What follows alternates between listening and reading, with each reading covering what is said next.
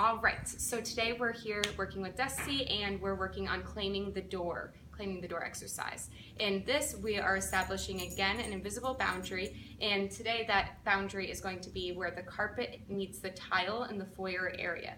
Now Dusty has to learn how to stay behind the tiled boundary and not approach the door when guests are entering. We're going to use the escalating consequences to disagree with her if she were to attempt to cross the boundary, but this is helping her learn to make sure that she's staying respectfully back, so when you have guests over, they have the amount of time to walk in and they'll take their coats off or doing whatever they're doing without first being bombarded by a dog.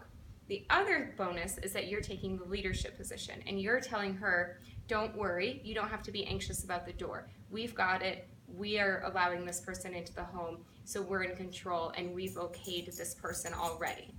And of course, this could be very different if there's somebody that you did not okay to come to the door, and your behavior would be very different as well. But as long as it's someone you're expecting, someone that you're familiar with, your behavior will be very calm and she'll know to stand respectfully back and give people their space. We're having one of the guardians play the part of the guest, and what we're going to do, and he'll be coming over and knocking on the door and ringing the doorbell while we go through the exercise. The other thing I just want to mention while we have a couple of seconds here is that everything that goes on around the door can be a trigger to get her excited to want to rush towards the door. And so what we want to do, just kind of follow me, is to break them down into individual components. I'll show you. Okay, so I just want to show the invisible boundaries right here. It's easier to see with a banister. Can you see both above my head and Dusty on the floor? I can't see Dusty. Just kind of pan down. Oh, there she is. There she is. Okay, perfect. So as you can see, I hissed once. This is the third time we've gone through this, so she does have the routine down pretty well. And she understands that she should be behind this boundary at this point.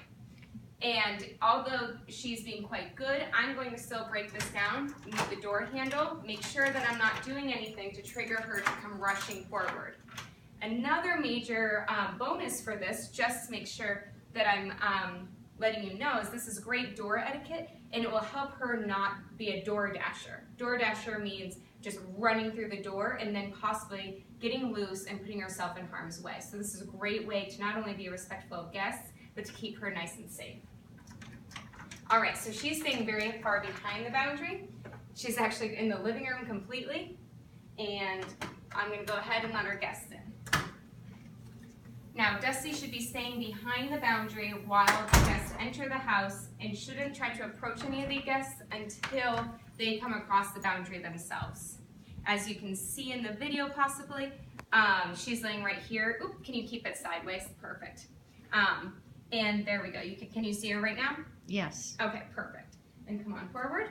And as you can see here, she's staying nice and calm, and people can come over and greet her once they've gotten into the living room or the main part of the house. All right, we're all set. Okay.